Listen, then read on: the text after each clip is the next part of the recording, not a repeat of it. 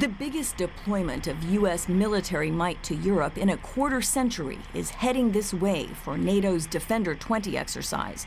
20,000 American soldiers and 13,000 pieces of equipment should give enemies pause and allies confidence.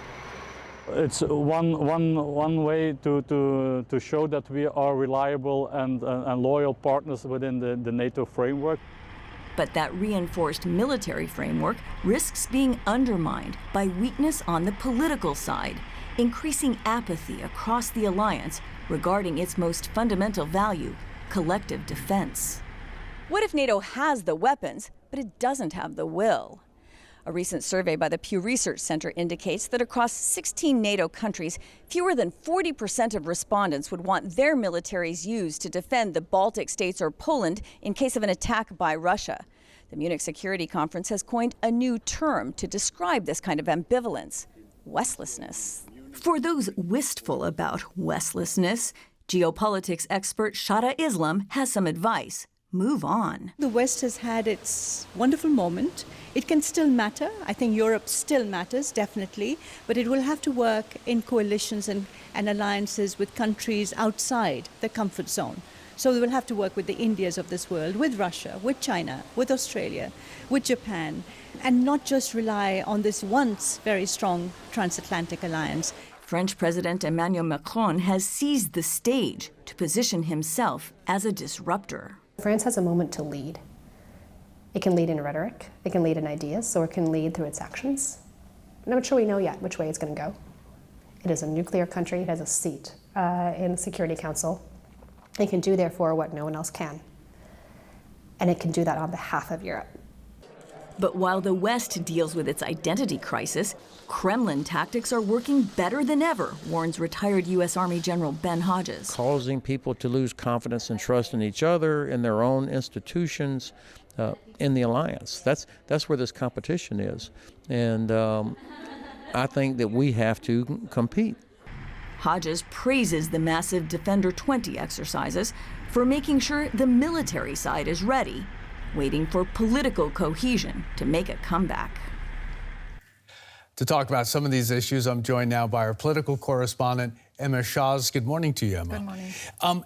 This conference comes with NATO under pressure from within and from without as well. Against this background, is there a Western leader willing and able to step up and reinvigorate the alliance with purpose and direction? Well, there's definitely someone who's willing to do that. We must be seeing if he's going to be able to do it. That's French President Emmanuel Macron. He's tipped to be a key player in that conference. So last year, he had everyone up in arms when he called NATO brain dead. But actually, this led to a rethinking of diplomacy, and that's actually what he advocates. He wants a new military strategy. He had a very stern warning. He said, if we can't think of Europe as a global power, it will disappear because it will take a hard knock. So he pushes for Europe to become more independent from the United States.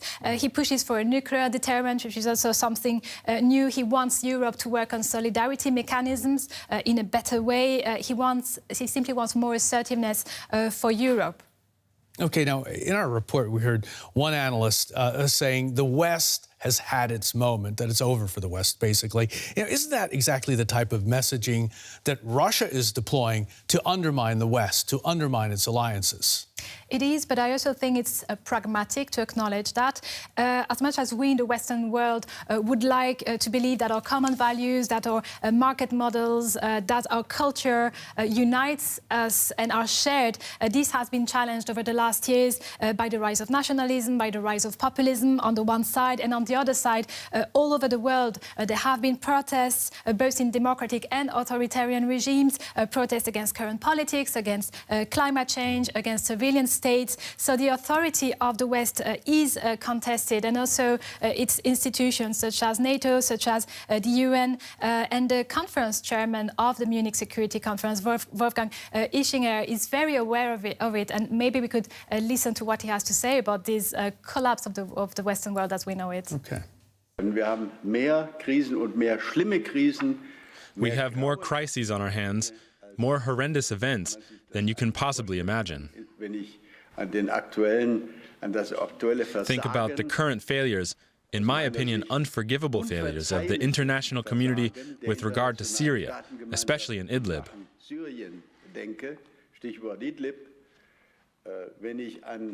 When I think about the resolutions of the Berlin-Libya conference that were never acted upon, it makes me sick. That is a very strong statement from Wolfgang Ischinger. Will this conference be taking up the issue of the fighting and the refugee crisis in Syria in Idlib province? Well, especially after such a strong statement, people at the conference will simply not be able to turn a blind eye on Syria. Germany, for example, called for a safe zone in Syria, and even Emmanuel Macron had said that a failure to intervene in Syria much earlier was the first stage of the collapse of the Western Bloc. Okay, NATO, Syria. What are the other pressing issues that this conference is going to take up over the next 3 days?